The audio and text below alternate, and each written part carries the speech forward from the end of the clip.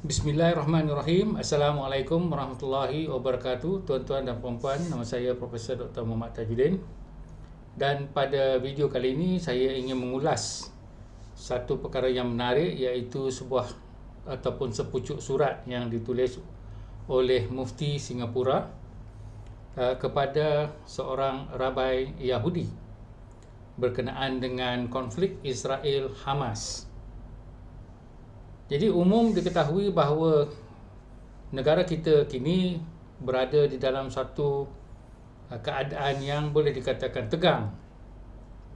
Kenapa tegang? Sebab isu Israel-Hamas ataupun yang ramai yang beranggapan bahawa isu inilah isu Palestin untuk menyelamatkan orang Palestin, apabila Hamas menyerang dan membunuh 1,400 orang Israel, maka dibalas dengan peperangan yang sekarang mungkin meragut 10,000 nyawa.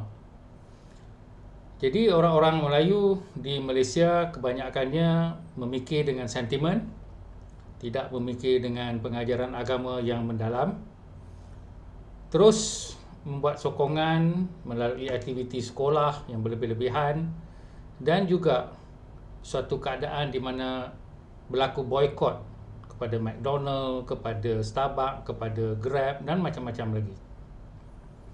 Jadi isu ini adalah isu yang boleh mengadakan ketegangan di dalam negara dari sudut ekonomi dan sosial.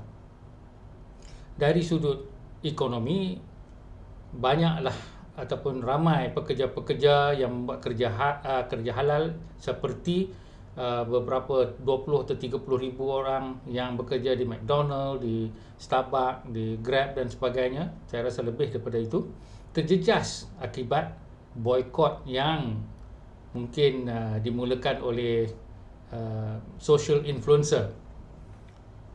Saya agak hairan dan sedih bagaimana ramai di antara kita lebih terpengaruh dengan social influencer yang tidak mempunyai kepakaran apa-apa, melainkan mungkin wajah yang cantik, cakap-cakap yang sedap, tetapi tidak ada makna yang mendalam serta fakta serta pandangan yang lebih jauh.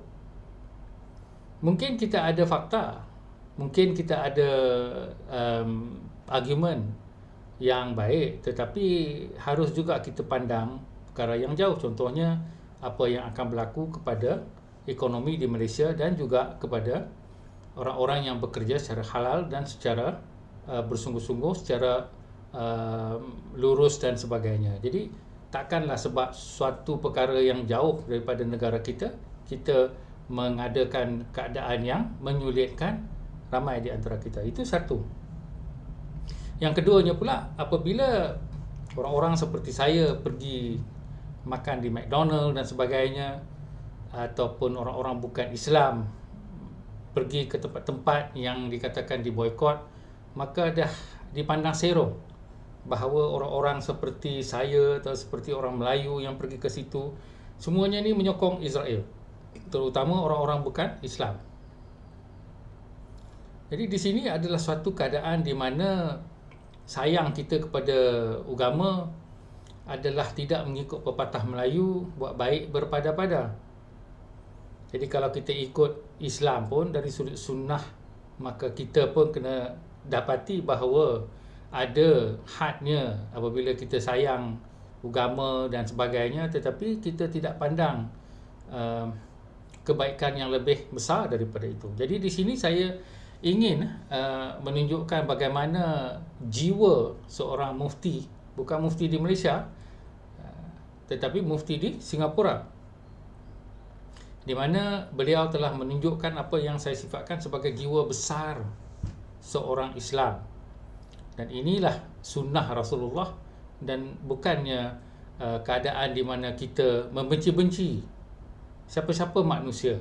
Tak kiralah orang Yahudi ke, tak kiralah orang yang dikatakan menyokong Yahudi ke, apabila mereka pergi makan di McDonald dan sebagainya, kita tak boleh buat perkara begitu. Itu salah sebenarnya.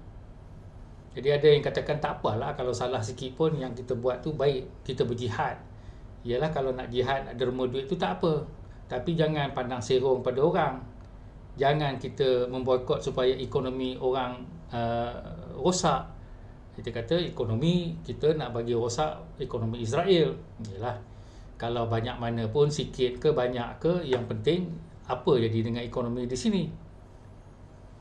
Kalau kita tak nak makan McDonald sebab kita tak suka dari sudut tak sihat dan sebagainya, maka itu lain. Tetapi apabila kita berpandang bahawa mereka ini yang bekerja dengan McDonald, dengan Starbucks, dengan Grab ni semua bersubhat, maka kita telah jatuh, bagi saya lah, dosa menganggap buruk pada orang yang tidak berbuat perkara buruk. Menganggap buruk kepada orang tu tanpa fakta, tanpa rasional, tanpa berfikiran panjang, itu bukan sahaja merosakkan masyarakat tapi merosakkan jiwa kita sendiri. Baik, mari kita tengok apa yang ditulis oleh Mufti Dr. Naziruddin Muhammad Nasir. Jadi kalau kita lihat dalam satu berita ni, saya baca Mufti Dr. Naziruddin Muhammad Nasir dari dan ketua Rabai di Singapura, Rabai Mordecai Abigail, yang mempunyai sinagog di sana, sebab Singapura mempunyai hubungan diplomatik dengan Israel.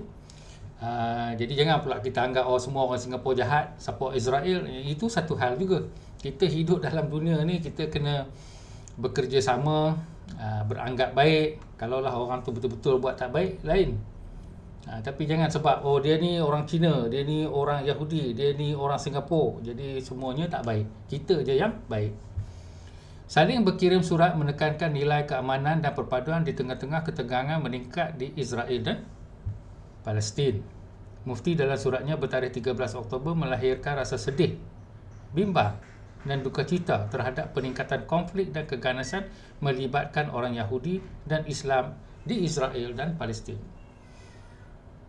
Jadi apa kata Mufti itu yang diterjemahkan sebab ditulis dalam bahasa Inggeris? Saya tak dapat print out surat tu sebenarnya, tapi yang dilaporkan di dalam berita, kata Mufti itu, tiada tempat dan tiada alasan untuk sebarang bentuk keganasan dan kekejaman terhadap orang awam oleh sesiapa sahaja, termasuk oleh Hamas atau dalam sebarang tindak balas.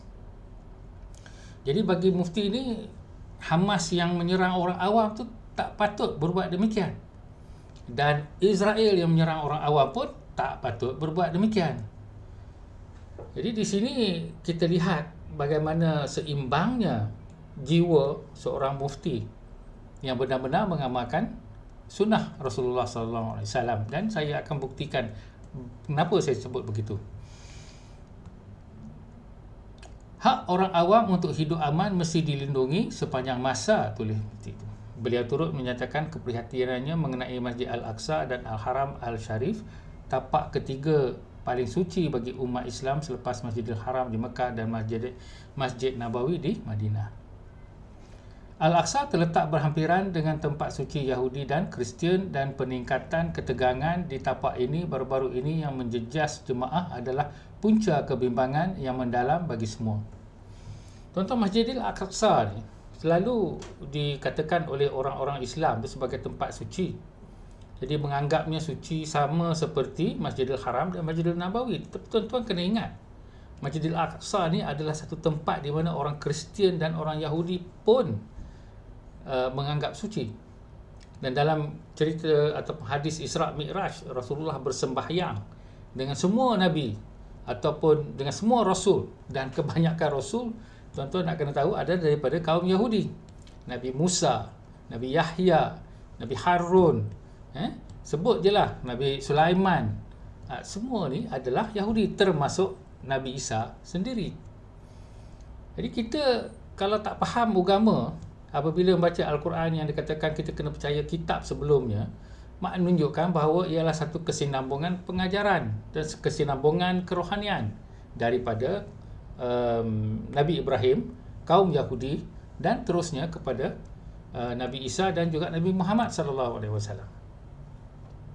Jadi faham agama tu betul-betul, jangan ikut influencer. Influencer banyak mana agama yang dia tahu.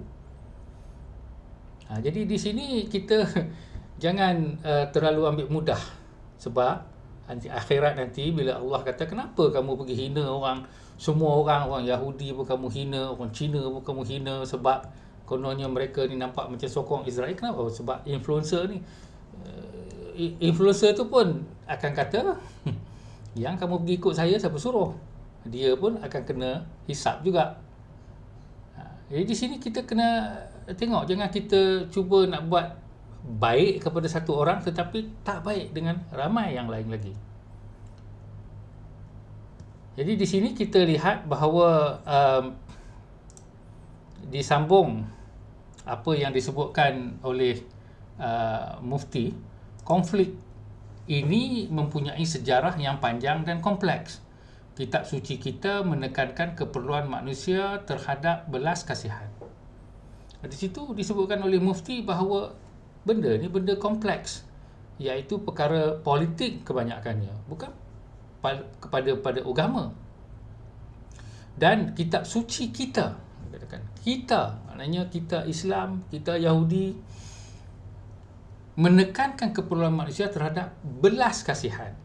Jadi belas kasihan kepada semua, bukan pada satu pihak. Kita Melayu, belas kasihan Melayu saja. Orang Cina lantaklah. Kita Islam, kita belas kasihan pada Islam saja. Orang bukan Islam, lantaklah. Kita Syafi'i, kita kasihan Syafi'i saja. Yang Syiah tu, biar pilih apa nak jadi pun. Jadi bukan macam itu ajaran agama kita, tuan-tuan. Okay? Nilai murni seperti belas kasihan memastikan setiap masyarakat mempunyai hak asasi untuk mempercayai dan mengamalkan kepercayaan itu untuk hidup dengan aman di dunia ini. Ini adalah berita yang disebutkan. Jadi jika hak asasi ini terancam, sambung Mufti itu lagi, ia hampir pasti akan mencetuskan permusuhan dan konflik. Dan mangsa dan kerugian terbesar dalam peperangan dan konflik adalah kemanusiaan itu sendiri. Jadi apabila ia kehilangan sifat keprihatinan, belas kasihannya terhadap kesejahteraan orang lain. Jadi kalau hilang belas kasihan kita, tak kiralah pada sesiapa pun, maka kita menjadi bukan macam manusia yang sebaiknya lah. Apabila kita kata belas kasihan adalah kalaulah orang Palestin tu bayi kanak-kanak yang mati, dan belah sana pun sama juga. Jadi kita kena belas kasihan kepada kedua-dua. Kalau askar dan sebagainya itu satu perkara lain, tetapi disebutkan tadi orang awam, orang yang tidak berdosa. Saya berdoa dan berharap kedua-dua masyarakat Yahudi dan Islam di zon konflik dapat bekerja secara kolektif untuk membebaskan diri mereka daripada ditakrifkan dan dikekang oleh politik masa kini, dan berusaha untuk hidup dengan model berbeza, sikap hormat, toleransi dan keharmonian. Ini adalah jiwa yang besar. Dia kata jangan kita terjebak dengan orang politik yang, tuan-tuan tahulah, ahli politik kita pun dalam Malaysia pun tahu. Kan, ada satu parti tu dia guna agama, dia maki orang, dia bagi kita benci sebab dia nak dapat undi dan dia nak dapat populariti. Saya pun boleh popular, saya pun boleh dapat juta-juta subscriber kalau saya maki satu kaum, senang saja. Tetapi itu bukan perkara yang benar, itu bukan perkara yang betul. Kalaupun kita menang dalam dunia ni, di akhirat kita kalah. Jadi kita nak menang di dunia dan juga nak menang di akhirat. Tapi kalau nak menang di dunia saja, tu pulanglah. Apa yang dikatakan, nak subscriber banyak-banyak tu, halal ke tak halal dari sudut jiwa yang besar ataupun kerdil. Terdapat ramai orang Yahudi dan Islam yang mementingkan keamanan dan tidak mahu konflik. Mereka telah bekerja keras untuk mewujudkan masyarakat yang aman. Seperti kita, mereka mahu menjalani kehidupan yang membina dan bahagia. Jadi pemberita berkata Dr. Nazarudin berharap Singapura dapat berkongsi model kewujudan bersama dengan masyarakat di kawasan yang terjejas dan menyampaikan kepentingan mendesak hubungan aman kepada pemimpin mereka. Dan lagi sekali apa yang disebutkan, walaupun menghadapi cabaran yang amat berat, mencapai hubungan aman bukanlah sesuatu yang mustahil dan ia perkara yang paling mendesak. Jadi saya rasa Datuk Seri Anwar Ibrahim sedang berusaha, bukan suruh boykot sana, suruh boykot sini, tapi dia berhempas pulas nak kena pergi jumpa pemimpin-pemimpin negara Arab dan juga negara Barat, dan dikatakan bahawa negara Barat tak apa seronok dengan Malaysia. Bagi saya, negara Barat tak sepatutnya mengugut Malaysia dengan surat-surat yang dihantar begitu. Kita adalah negara merdeka, dan negara-negara lain seperti Amerika dan Eropah harus menghormati position kita ataupun kedudukan kita dalam hal ni. Tetapi kalau kita lihat kedudukan Rasulullah SAW, ataupun kita lihat juga kedudukan yang diberikan oleh Perdana Menteri Datuk Seri Anwar Ibrahim, maka tidaklah dia terlalu menyalahkan semua orang Yahudi ataupun semua orang Amerika dan sebagainya, tetapi kepada pemimpin ataupun pucuk pimpinan yang mungkin berdegil dan sebagainya.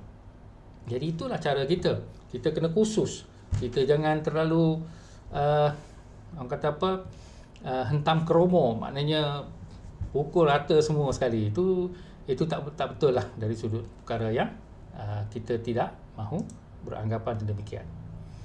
Jadi di situ kalau kita lihat sebuah hadis yang mana apa yang dikatakan bahawa pada satu ketika para sahabat sedang duduk dan apabila lalu sebuah jenazah, jenazah Rasulullah pada ketika itu selalu menghormat jenazah dan terus bangun. Tetapi sahabat kata, ya Rasulullah, ini jenazah orang Yahudi. Jadi jawapan baginda adalah, tidakkah dia pun ada roh? Ataupun tidakkah ini juga seorang manusia? Jadi inilah sifat Rasulullah SAW. Sehingga kan dalam satu hadis lain pun yang telah saya pernah bacakan, yang dia kata, janganlah kamu maki-maki orang-orang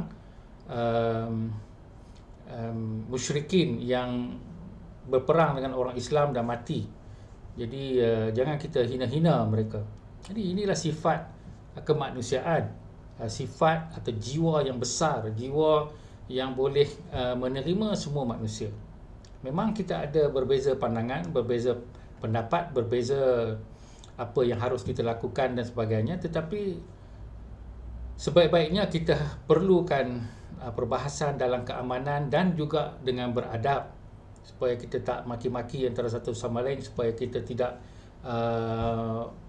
menghina, menghukum keseluruhan satu masyarakat Cina ke, masyarakat India ke, masyarakat Yahudi ke, masyarakat yang bukan Islam ke, masyarakat Syiah ke dan sebagainya. Kita tak boleh buat macam tu. Jadi kita kena spesifik, case by case, khusus kepada satu khusus. Ada yang tak setuju dengan pandangan begitu, tetapi itulah kita kata, apabila pengalaman, pembacaan, ilmu, jiwa tu terasa. Kalau kita takat dengar penceramah berapi-rapi cakap suruh benci orang, itu sekejap saja, bekas, sebab dia adalah sesuatu yang tidak pun lama bertahan. Jadi di situlah saya ingin sampaikan apa yang dikatakan, surat yang bagi saya menyentuh jiwa, dan juga surat yang meletakkan Islam tu kepada satu tempat yang betul, bukannya tempat populis ataupun tempat yang lagi banyak orang setuju, lagi betul. Sebenarnya tak semestinya macam tu. Okey, kita kena betul-betul melihat agama kita dengan kita teliti apa yang dilakukan oleh sunnah Rasulullah SAW. Jangan kita terlalu terikut-ikut, walaupun orang tu yang dikatakan orang agama, walaupun orang tu yang mungkin orang kata peparas rupa dia tu nampak elok sikit, jadi kita pun terpikat nak setuju. Dan yang paling penting sekali, jangan terikut-ikut dengan semua orang. Jangan masuk dalam orang kata apa, kuali orang yang semua nak sama-sama. Kita kena fikir sendiri, sebab tanggungjawab kita seorang sajalah yang pikul. Seperti apa nama kata Umar bin Khattab, apabila dia nak pikul beban beras dan sebagainya atau gandum, orang tu kata, bagilah saya tolong, kamu nak pikul beban dosa saya di akhirat. Kalau tak, jangan, biar saya pikul di dunia ni dulu.